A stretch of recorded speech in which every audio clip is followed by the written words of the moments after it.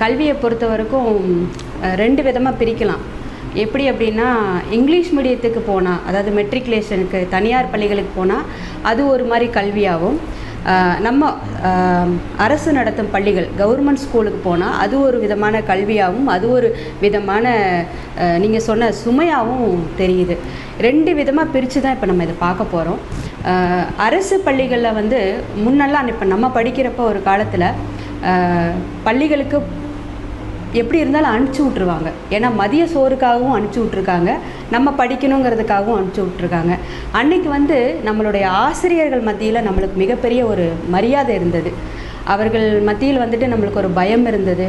குருமார்கள் என்ற மிகப்பெரிய ஒரு மரியாதை இருந்தது. ஆனால் இன்றைக்கி குழந்தைங்க கிட்ட அந்த மரியாதை அரசு பள்ளியை பொறுத்த வரைக்கும் எனக்கு தெரிஞ்சு சுத்தமாக போயிடுச்சுங்கிறத நான் இந்த இடத்துல பதிவு பண்ணுறேன்.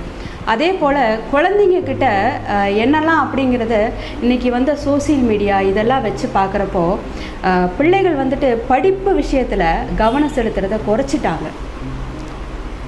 பேரண்ட்ஸ் வந்து நம்ம வந்து ரொம்ப எவ்வளோ எஃபெக்ட் போட்டு நம்ம இதை பண்ணி இதை படின்னு சொன்னாலும் குழந்தைங்களுடைய மனநிலை வந்து அந்தளவுக்கு அதில் இல்லை.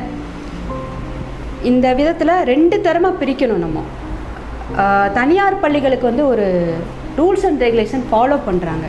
அதை வந்து எப்படி அப்படின்னா, நீங்கள் உங்கள் குழந்தை படிக்கலை அப்படின்னா பேரண்ட்ஸுக்கு உடனே விஷயம் போகுது. அப்போது பேரண்ட்ஸ் மீட்டிங் அப்படின்னு சொல்லி வைக்கிறாங்க. இதை வந்து பேரண்ட்ஸ் கம்பல்சரி வந்து அட்டன் பண்ணி, நம்ம குழந்தை படிக்கலை, நம்ம குழந்தைக்கு வந்து ஒரு அவேர்னஸ் கொடுக்கணும் அப்படிங்கிறதெல்லாம் கொண்டு போயிடுறாங்க. ஆனால் இதே நம்ம அரசு பள்ளியில் பேரண்ட்ஸ் மீட்டிங் நடக்குதுன்னு சொல்கிறாங்க. ஆனால் அதில் எத்தனை பேரண்ட்ஸ் வந்து சரிவர கலந்துக்கிறாங்கங்கிறது இன்றைக்கு வரைக்கும் ஒரு கணக்கெடுப்பில் இல்லை. அதே மாதிரி ஒரு குழந்தை வரலை அப்படின்னா அரசு ஆசிரியர்களாக இருக்கட்டும், பேரண்ட்ஸாக இருக்கட்டும், இருவருக்குமே அதில் வந்து உடன்பாடு இல்லாதது போல் நடந்துக்கிறாங்க. அதனால் அரசு பள்ளியில் எனக்கு தெரிஞ்சு ஒரு காலத்தில் இருந்த படிப்பும், ஒரு காலத்தில் இருந்த மரியாதையும், ஒரு காலத்தில் இருந்த ஸ்ட்ரென்த்தும் இன்றைக்கி இல்லை. ஏன் அப்படி சொல்ல வரேன் அப்படின்னா, நம்ம வந்து 4 ஊருக்கு ஒரு பள்ளிகள் இருந்தது. அப்போ வந்து நம்ம வந்து அந்த பள்ளிகளில் வந்து நம்ம நடந்து போய் படிச்சிருக்கோம், நின்று பஸ்ஸுக்கு காற்று கடந்தெல்லாம் படித்தது உண்டு. ஆனால் இன்றைக்கி வீதிக்கு ஒரு அரசு பள்ளி இருக்குது. ஆனால் எனக்கு தெரிஞ்சு வீதிக்கு ஒரு அரசு பள்ளியில் அந்த அளவுக்கு ஏன் ஸ்ட்ரென்த்து கொண்டு வர முடியல? இதுக்கு பேரண்ட்ஸ் மோகம் அப்படின்னு ஒரு சொல்லலாம். எனக்கு வந்து என் பிள்ளை தனியார் பள்ளியில் தான் படித்தாதான் நல்லா இருக்கும், அரசு பள்ளி வேண்டாம் என்பதை பேரண்ட்ஸ் ரொம்ப முடிவாக இருக்கிறாங்க. எதனால் இந்த பாகுபாடு? அரசு பள்ளியில் என்ன குறை இருக்குது? அரசு பள்ளியில் தான் தரமான ஆசிரியர்கள் இருக்காங்க. ஆசிரியருக்கான பணி இந்த டிகிரி வாங்கினா தான் அப்படிங்கிறதுனால அந்த அரசு பள்ளியில் அந்த டிகிரியில் தான் அந்த ஆசிரியர்கள் இருக்கிறாங்க. ஆனால் தனியார் பள்ளியில் ஏதோ ஒரு டிகிரிக்கு 8000 ரூபாய்க்கு கூட இன்றைக்கி சொல்லித்தரதுக்கு ஆசிரியர்கள் இருக்காங்க. நீங்கள் சதவீதம், இந்த பள்ளி முடிச்சுட்டு டியூஷன் அப்படிங்கிற ஒரு பேரில் சதவீதம் எடுத்து பார்த்தீங்கன்னா, ப்ரைவேட் ஸ்கூலில் படிக்கிற பிள்ளைங்க தான் நிறைய டியூஷன் சென்டரில் படிக்கிறாங்க. அப்போது படிப்பு எந்த இடத்துல அதிகம் இருக்குது அப்படிங்கிறதையும் நம்ம தெரிஞ்சுக்கலாம். ஏன்னா என் குழந்தை இவ்வளோ நல்ல ஸ்கூலில், நான் பணம் கட்டி படிக்க வைக்கிற ஸ்கூலில் படிக்க முடியாமல் நான் இன்னொரு இடத்துல பணம் கட்டி டியூஷன் வச்சு தான் படிக்கிறேன். ஆனால் அரசு பள்ளியில் அது இல்லை, நல்லபடியாக தான் படிக்கிறாங்க. ஆனால் சதவீதம் ஏன் குறையுது? எதனால் இந்த சதவீதம் குறையுது அப்படின்னு பார்த்தீங்கன்னா, 2 விஷயந்தாங்க. ஒன்று, நம்ம குழந்தைங்களுக்கு நம்ம தான் பேரண்ட்ஸ் வந்து ஒரு அறியாமையை வந்து எடுத்து கொடுத்துட்டே இருக்கோம். அரசு பள்ளியில் படிக்கிறது வந்து நம்மளோட ஸ்டேட்டு, மற்ற சமூகத்துக்காக இல்லை, என் ஸ்டேட்டஸுக்கு என் குழந்தை இங்கே படிக்கணுங்கிறத ரொம்ப ஆணித்தரமாக புகுத்திகிட்டு இருக்கோம். அதே மாதிரி அரசு பள்ளியில் இருக்கிற ஆசிரியர்கள் கூட அவர்கள் பிள்ளைகளை வந்து தனியார் மையத்தில் விடுறதுனால மக்களுக்கான ஒரு விழிப்புணர்வு ரொம்ப கம்மியாயிடுச்சு. ஏனோ தானோ இந்த பிள்ளைகளை பள்ளிக்கூடம் அனுப்பணுங்கிறவங்க தான் இன்றைக்கி அரசு பள்ளியில் அனுப்புகிற மாதிரி ஒரு சூழல் கொண்டு வந்துட்டாங்க. இது வந்து 2 பக்கமும் உள்ள ஒரு விஷயம். எனக்கு தெரிஞ்ச ஒரு பள்ளியில், நான் அரசு சார்ந்த ஒரு பள்ளியில் ஒரு தலைமை ஆசிரியர் சொன்ன விஷயம், அம்மா எங்களால் வந்துட்டு குழந்தைங்களை வந்து முன்ன மாதிரி அதட்டி பேச முடியலை, குச்சி எடுத்து ஒரு மிரட்டல் கூட விட முடியல அப்படிங்கிற அளவுக்கு நாங்கள் இருக்கோம்மா, எங்களால் என்ன பண்ண முடியும், சொல்லித்தரோம், படிங்கிறது மட்டும்தான் எங்களால் சொல்ல முடியுதுங்கிறாரு. அப்போ அந்த இடத்துல அவருடைய மொத்த ஆளுமையும் அடைக்கப்படுது. ஒரு ஆசிரியராக இருக்கிற ஒரு ஆளுமை அந்த இடத்துல வெறும் ஏதோ ஒரு எடுப்பு வேலை பார்க்க வந்தவங்க கிட்ட வேலை பண்ணுற மாதிரி ஒரு தன்மையை அவருக்குள்ளேயே புகுத்திக்கிறாரு. இது வந்து நடந்துகிட்ருக்கிற ஒரு விஷயம். அதே மாதிரி பள்ளிகளில் டிசிப்ளின், இப்போது எனக்கு வந்து தனியார் பள்ளி மேலே ஏன் மோகம் வந்துச்சுங்கிறத நான் சொல்லணும் இல்லையா. என் குழந்தை வந்து இன்றைக்கி வந்துட்டு தனியார் பள்ளிக்கு போகுதுன்னா நீட்டாக ட்ரெஸ் போட்டுக்குது, ஷூ போட்டுக்குது, நாங்கள் வந்து நீட்டாக அனுப்புகிறோம், எங்களுடைய கஷ்டத்தெல்லாம் தாண்டி நீட்டாக அனுப்புகிறோம். ஆனால் கவர்மெண்ட் ஸ்கூலில் அது இல்லை. அதே மாதிரி இதெல்லாம் வந்து ஒரு மாயை. ஆனால் இதை நாங்கள் ஆசைப்படுறோம். ஏன் எங்களோட அரசு பள்ளியில் இதை செய்ய முடியல? ஏனோ தானோன்னு தான் பள்ளிகள் இருக்குது. எத்தனையோ பள்ளிகள் இன்றைக்கி கணக்கெடுப்பு விகிதத்தில் குறைஞ்சி பள்ளியை மூடும் தருவா எதற்காச்சு? இத்தனை தனியார் பள்ளிகள் எப்படி உருவாச்சு? கடந்த ஒரு 20 ஆண்டுகளாக பார்த்திங்கன்னா தனியார் பள்ளி மயமாக தான் இன்றைக்கி இந்தியாவும் தமிழ்நாடும் ஆக்குமைப்படுத்தப்பட்டிருக்கு. அப்போது இதற்கான காரணம் என்ன? நான் வந்து கவர்மெண்ட் ஸ்கூல் அல்லாத தனியார் பள்ளியில் தான் படிக்கணுங்கிற கட்டாயத்தை உருவாக்குறாங்களா? அப்போ பள்ளிகளே வேண்டாமே எங்களுக்கு, அரசு பள்ளிகளே எங்களுக்கு வேண்டாம், தனியார் பள்ளி மயமாக ஆக்கிடுங்க.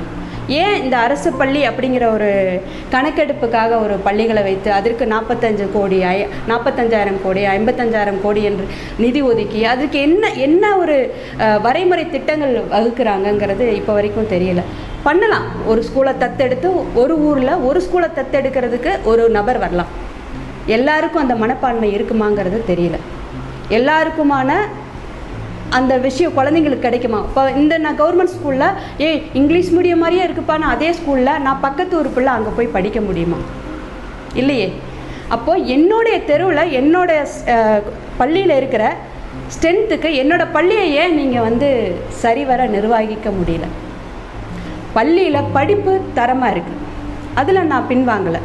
ஆனால் ஒழுங்குமுறையிலையும் தரமான குழந்தைங்களுக்கான அவேர்னஸ், பள்ளியோட சீரமைப்பு, இன்றைக்கி இன்ஃப்ராஸ்ட்ரக்சர் பார்த்து தானே எல்லாத்தையும் நம்ம இந்த ஸ்கூல் இந்த அளவுக்கு இன்ஃப்ராஸ்ட்ரக்சர் இருக்குது. காலேஜை ஒரு காலத்தில் பார்த்தாங்க, ஆனால் இன்றைக்கி எல்கேஜி படிக்கிற குழந்தைக்கு பார்க்க வேண்டிய சூழல் வந்துடுச்சு. 80,000 கட்டினேன், 1 லட்சம் கட்டினேன், 2 லட்சம் கட்டினேங்கிற அளவுக்கு ப்ரைவேட் ஸ்கூலுக்கு நான் இம்பார்ட்டன்ட் கொடுக்குறேன்னா அதோட இன்ஃப்ராஸ்ட்ரக்சர். அரசு பள்ளிக்கு ஏன் இதை வந்து ஒரு நிரந்தரமான ஒரு தீர்வு கொடுக்கக்கூடாது? அரசு பள்ளிக்கூடத்தை நம்பி படிக்கிற வாழ்க்கை வந்து குழந்தைங்களுக்கு வந்து கேள்விக்குறி தான் சார். ஏன் அப்படின்னா நிறைய விஷயம் நாங்கள் கொண்டு வந்திருக்கோம்னு சொல்கிறாங்க. ஆனால் என்ன கொண்டு வந்திருக்காங்கன்னு இப்போ வரைக்கும் ஸ்கூல் பள்ளிக்கூடத்தில் போய் நீங்கள் குழந்தைங்கக்கிட்ட கேட்டிங்கன்னா சொல்லுவாங்க. ஆனால் இது வந்து நீங்கள் இதே மாதிரி நீடிச்சதுன்னா ஒரே விஷயந்தான், எல்லாத்தையும் இப்போ ஒன்று ஒன்றா இழுத்து மூடிட்டுருக்குறாங்க பள்ளிக்கூடத்தை. அதாவது குழந்தைகள் வருகை கம்மியாக இருக்குது அப்படின்னு. அது மாதிரி இப்போது ரொம்ப பெயர் போன பள்ளிகள், அதாவது அரசு பள்ளிகள் வந்துட்டு இந்த ஸ்கூலில் படித்தா ஒரு காலத்தில் கவர்மெண்ட் ஸ்கூலில் சொல்லுவோம் இதில் படித்தா எல்லோரும் 100% மார்க் எடுப்பாங்கன்னு. ஆனால் அந்த ஸ்கூலில் இன்றைக்கி இந்த கிடுக்கிடு நடுங்கிட்டு இருக்கிறாங்க. ஏன்? எதனால் அந்த கம்பீரம் போச்சு அப்படிங்கிறது ரொம்பவே ஒரு வருத்தத்துக்குரிய ஒரு விஷயம். இதே மாதிரி தொடர்ந்துச்சு அப்படின்னா அரசு பள்ளிகள் தேவையில்லைங்கிற ஒரு காலகட்டாயம் வரும் சூழல் மிக விரைவில் உள்ளது. தவறு சார், எஜுகேஷனுக்குள்ளே அரசியல் வரக்கூடாது.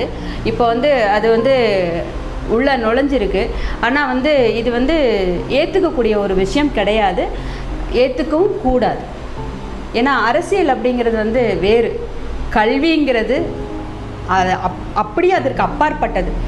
இது வந்து ஒவ்வொருத்தருடைய வாழ்க்கை பயணம். ஒரு குழந்தையோட தன்னோட எதிர்காலத்தோட அத்தனையும் அந்த கல்வியில் தான் அடங்கியிருக்கு. அந்த கல்வியில் அரசு எந்த இடத்துலையும் மூக்கையும் நுழைக்கக்கூடாது, கண்ணையும் நுழைக்கக்கூடாது. தன்னுடைய தரத்தை மட்டும் காமிச்சாலே போதுமானது. ஒரு அரசு அதிகாரி, ஒரு அரசு பள்ளி ஆசிரியர், இதே ஒரு அரசியல்வாதி என்னைக்கு ஒரு தன்னுடைய அரசு பள்ளியில் தான் குழந்தைய படிக்க வைக்க முன் வர்றாங்களோ அன்னைக்கு தான் இந்த அரசு பள்ளியோட தரம் உயரும். அது வரைக்கும் நீங்கள் யார் என்ன பேசினாலும் பேசிக்கிட்டே இருப்போம், அவங்க அரசியல் பண்ணிக்கிட்டே இருப்பாங்க. தனியார் பள்ளிகள் உயர்ந்துக்கிட்டே இருக்கும். பெற்றவர்கள் கடனை உடனே வாங்கி வேறு வழி இல்லாமல் நான் வட்டிக்கு வாங்கினாலும் பரவாயில்ல என் பிள்ளை தனியார் பள்ளியில் படித்து முன்னேறி வரட்டுங்கிற நிலைமைக்கு போயிடுவோம். இது வந்து நடக்கக்கூடாத ஒரு விஷயம். ஆனால் இவங்கெல்லாம் செய்கிறப்போ ஆட்டோமேட்டிக்காக சார் யாரும் வந்து இந்த பள்ளியை வந்து நான் முன்னெடுத்து பெயிண்ட் பண்ணி தரேன், நடத்தி தரேன்னு சொல்ல வேண்டிய அவசியமே இல்லை. எல்லாமே அரசு செய்யும். அது என்னைக்கு நடக்க ஸ்டார்ட் ஆகுதோ அன்னைக்கு வந்து பள்ளிகள், குழந்தைகள், அரசு பள்ளியில் படிக்கிற பிள்ளைங்க காலரை தூக்கி விட்டுட்டு நாங்களும் கெத்து தான் சொல்லுவாங்க.